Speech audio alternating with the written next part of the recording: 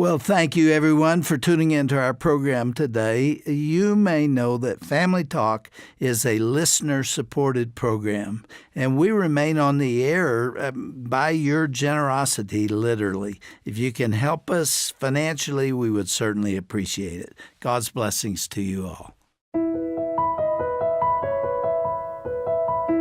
Today on Family Talk. Well, hello, everyone, and welcome to this special edition of Dr. James Dobson's Family Talk. I'm Roger Marsh, and today you'll hear the remainder of a stirring interview Dr. Dobson began on yesterday's program with author Kim Meeder. Kim is president and co-founder of Crystal Peaks Youth Ranch, an organization that uses rescued horses to heal the children suffering from physical and emotional scars who come to visit the ranch. On today's broadcast, Kim will tell her unbelievably tragic testimony involving the horrible death of her parents when she was just 9 years of age, and how she experienced the indescribable love of God through that dark time. Kim will also share how the events of her early life challenged her to reach out to kids and teens struggling through similar circumstances. Here now is the conclusion of this inspiring conversation on Dr. James Dobson's Family Talk. Kim, it was such a pleasure to have you back with us again yesterday.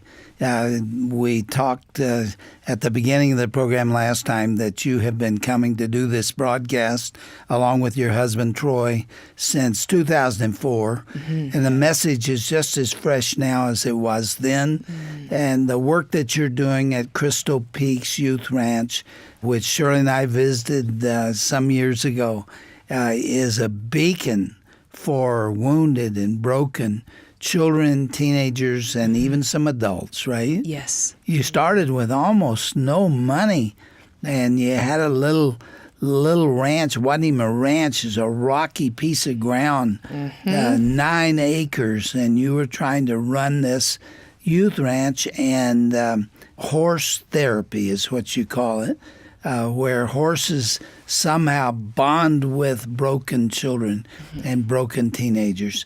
At the end of the program last time, I said I wanted you to tell the story of your childhood, going all the way back to 9 years of age and before, because it's an absolutely dramatic and very sorrowful experience that you had as a child. Explain that to us. It was sorrowful, but it's not anymore. Jesus never leaves us in our sorrow unless we choose to stay in our sorrow. As a child, I remember growing up and looking at my mom and just thinking that my mom was the most beautiful, happy, loving woman in the world, and I wanted to grow up and be just like her. And my dad was an outdoorsman and an athlete, and he taught me how to water ski when I was 4, and he was a downhill ski instructor, and he taught me how to downhill ski when I was also 4, and muled me up my first volcano when I was 5. And in my mind, there was nothing that my dad couldn't do. And I was certain that he wore a cape and flew. I was certain of it. He was just a superhero in my eyes, and I was raised in the castle of their combined love. And there's something so indomitable in the heart of a child, and that kids see cracks and they see brokenness, but they just know that everything's going to be okay until it's not okay. And it was during that season of time that my dad's best friend came to my little grade school and picked me up, and he wouldn't speak to me. And he picked up my 2 older sisters. I'm the youngest of 3 girls. And we drove in silence a very familiar road toward my grandparents' house. And in the silence, I just had this choking feeling that I can't breathe. I can just feel that something terrible has happened and no one will tell me what it is. I can't breathe. And I looked at my oldest sister who was sitting next to me, and she was just streaming silent tears. She knew too. Something horrific has happened. And as we drove down the long driveway that led to my grandparents' house, I could see from a distance cars parked all in disarray. And even before the car was parked, I could feel grief just roaring from the house. And I remember for the first time in my life, I didn't want to go into a home that I love. I'm afraid to go in there. And I don't want to go. I remember being grabbed by my shoulders and just pushed through the door. And the house was filled with all these grieving, wailing people. And I was pushed into the arms of a woman that I recognized, but I didn't know her name. And she was crying so hard, she was almost choking. And she just kept going around and around in this sickening vortex of, I'm sorry, I'm sorry. And still nobody would tell you. No. And I remember she's trying to comfort me while she's gasping for breath, and she just keeps repeating, I'm sorry, I'm sorry, I'm so sorry. And finally she just said, I don't know how to tell you this. I'm so sorry. Your dad has just murdered your mother and taken his own life. I'm sorry. So sorry. And I remember looking at her and just worlds colliding in that, wait a minute, my dad loves me. My dad loves my mom. He would never do that. You're a liar.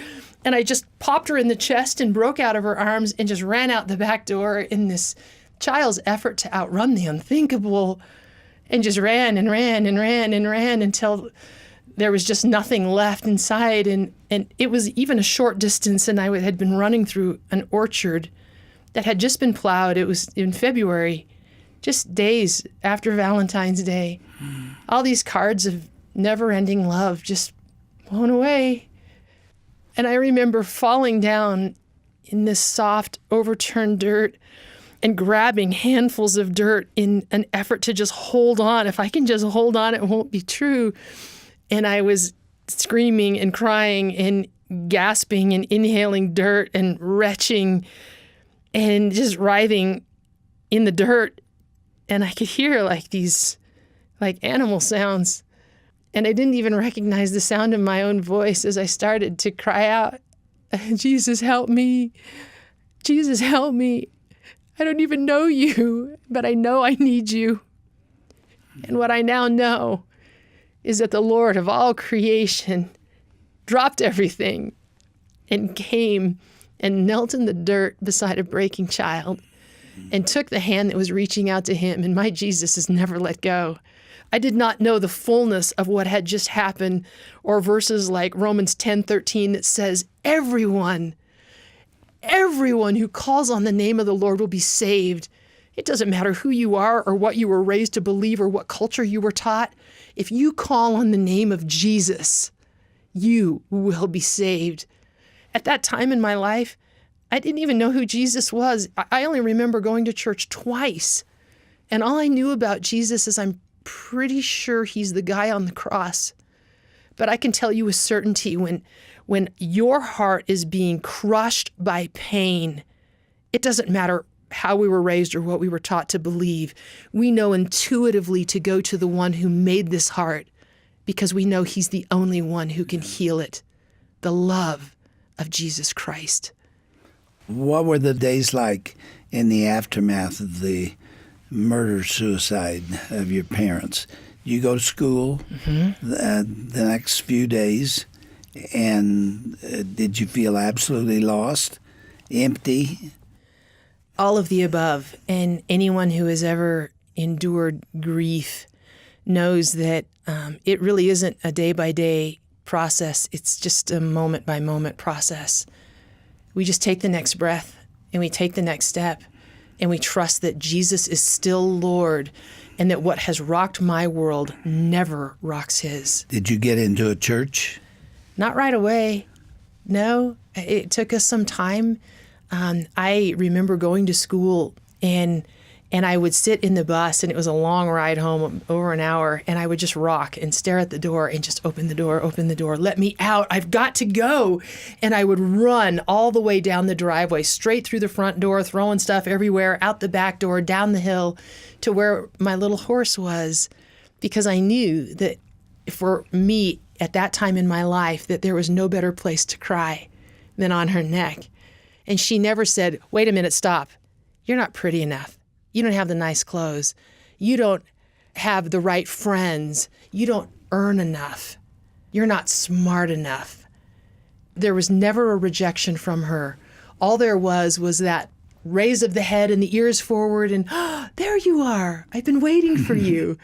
And I would put a halter on her and just tie the rope around and jump on her back and just gallop and gallop and gallop and over creeks and logs and ducking under limbs. And in my child's mind, I always imagined that all the pain that was trying to destroy my life was never fast enough to keep up.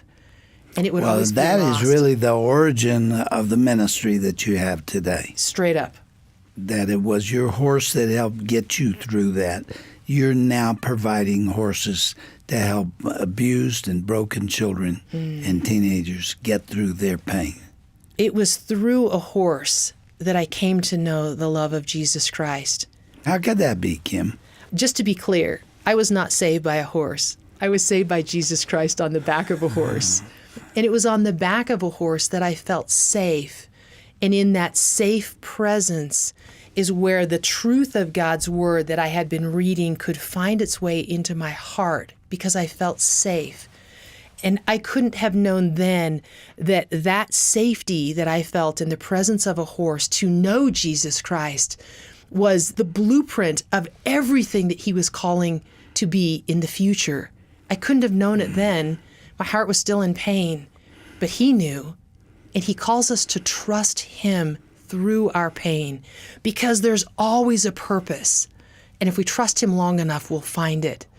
And if we trust him long enough, sometimes that day is when we stand before him. And sometimes we get to turn back and have the luxury of time and say, "Oh, Lord, now I understand." Well, truncate the rest of those years with your grandparents and then on into high school and beyond. Kind of summarize your life for us. The summary of those years was, at that time, I was pursuing Jesus Christ, and where I was personally finding his peace was in the presence of a horse. And again, the horse didn't save me, Jesus saved me. But that's where I felt safe. And in the years that followed, I started attending church, attending Bible study, started teaching Bible study, went to Bible college, met and married my husband. We followed my grandparents from Northern California into Bend, Oregon, and we had no idea what Jesus had in store. We bought the only piece of property that we could afford, which was a cinder mine. And where I live, it's very volcanic, and they mine cinder out of the ground to put on the roads for traction.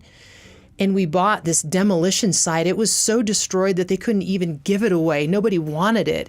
And when I say destroyed, I mean that this property had no trees. It had no grass. It didn't even have dirt. We were so broke, we didn't even have dirt.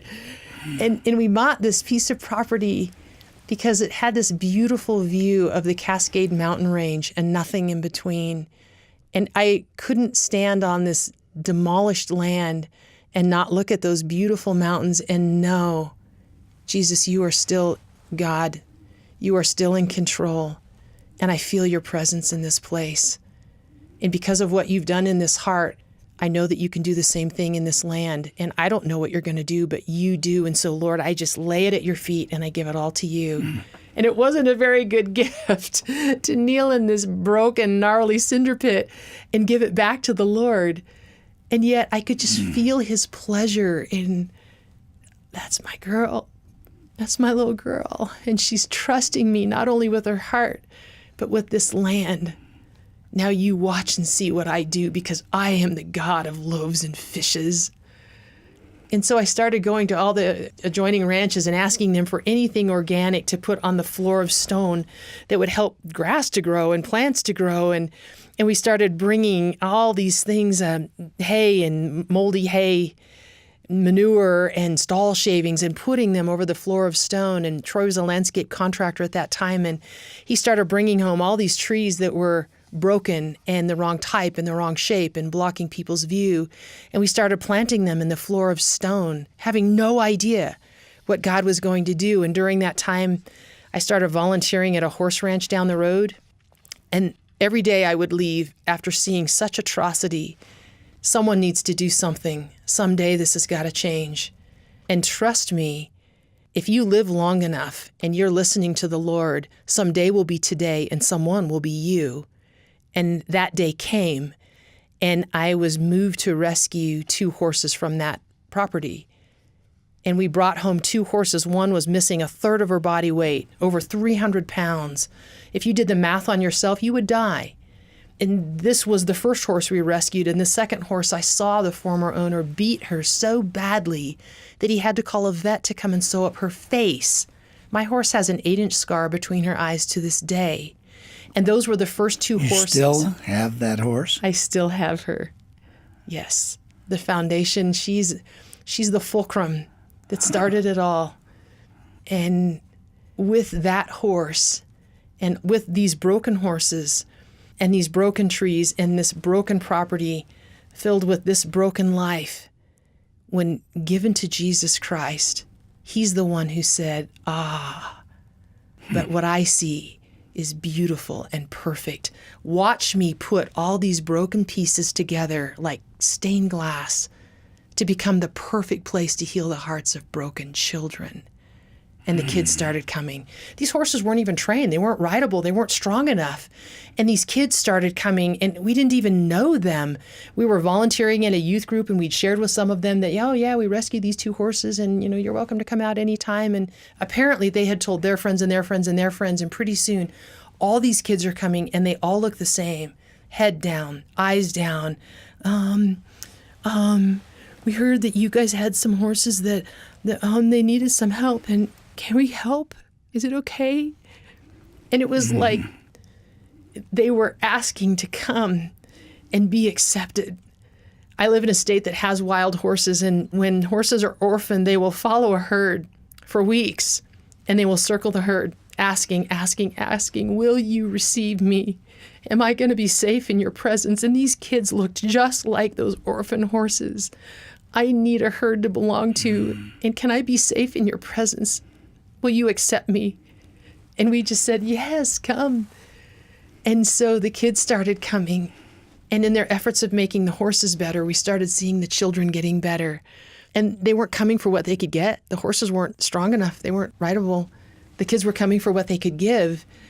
And as they gave to the horses, we started seeing their hearts heal.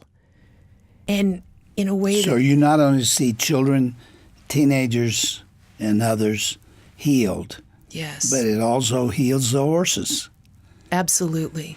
It was like watching 2 halves of a bridge come together, and together they were complete, each understanding the other better than anyone could understand either one, because they had lived parallel lives of either violent abuse or complete neglect. We watched in awe as we started seeing these children connect with these horses like 2 halves of a bridge. When they came together is when they were whole, each one understanding the other better than anyone could understand either one of them. Is there any greater thrill for you than bringing somebody to the ranch and introducing them to Jesus Christ for the first time? No.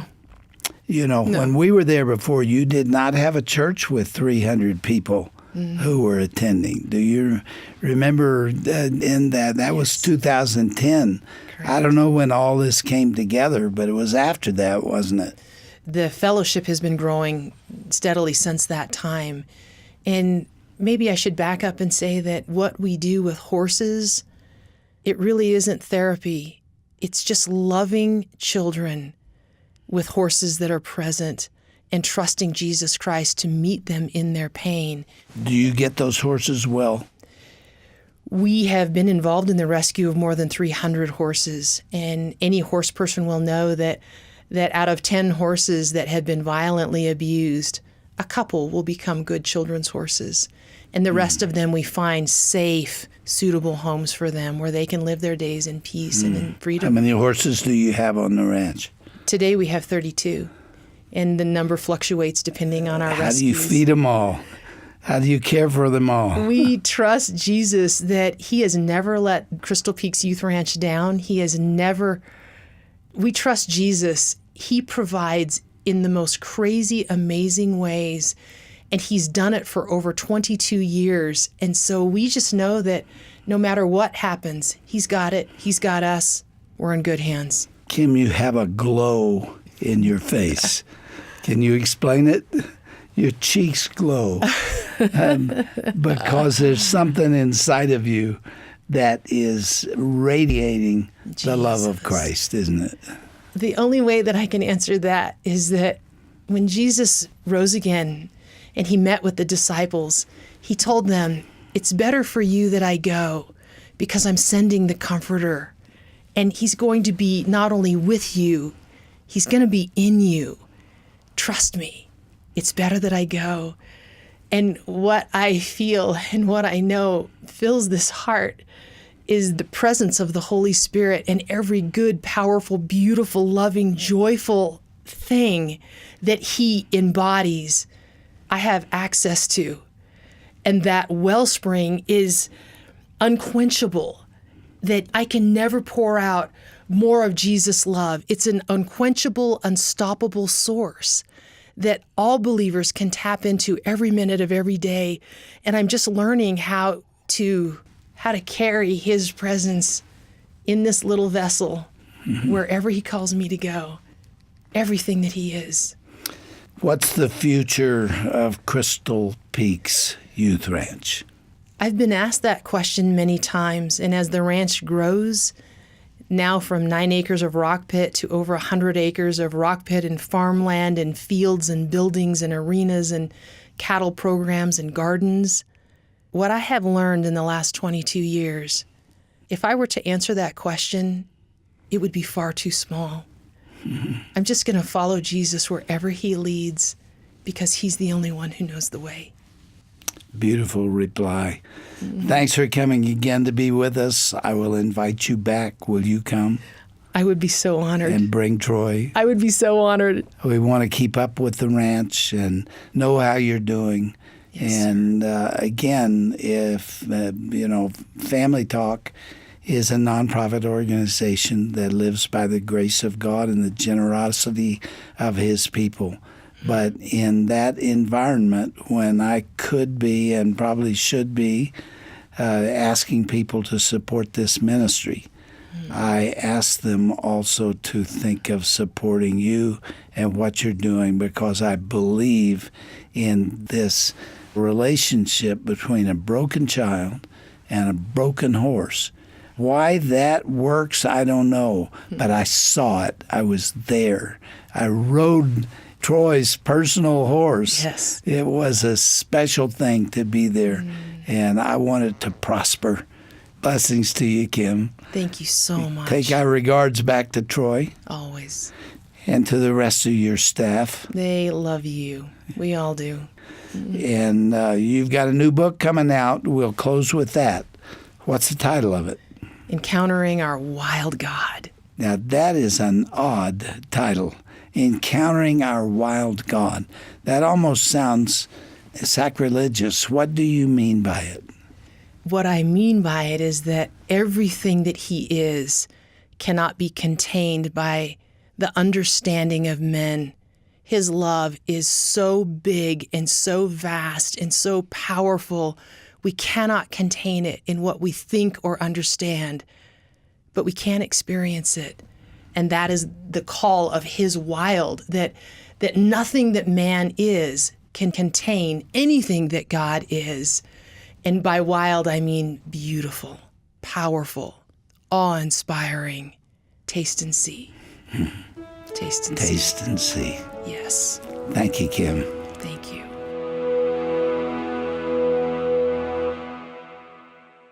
Well, we pray this program has strengthened you and reminded you of the unending love God has for us.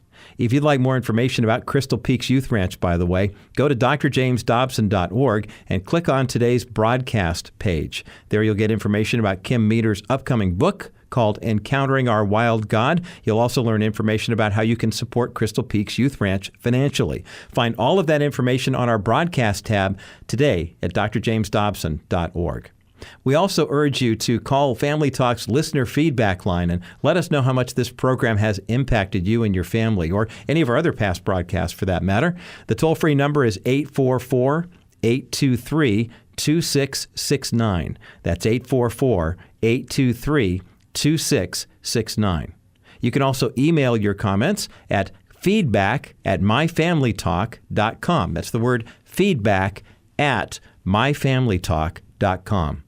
Thanks for telling us how this ministry is helping you and your family. When you contact us, be sure you also let us know how you listen to Family Talk on a regular basis, whether it's in the car, on the radio there, on our website or the app, or with our friends at oneplace.com. Finally, as we conclude today's broadcast, would you consider partnering with us financially? Your generous gifts empower us to reach those who are hurting and to spread the good news of Jesus Christ to everyone who is listening to our broadcasts. You can go to drjamesdobson.org to make your donation securely online. You can call toll-free 877-732-6825 to make your tax-deductible contribution over the phone. Again, that number is 877-732-6825. Thanks so much for listening to today's broadcast, and be sure to join us again next time for another episode of Dr. James Dobson's Family Talk. I'm Roger Marsh. Hope the rest of your day is wonderful. Family Talk is not associated with Focus on the Family.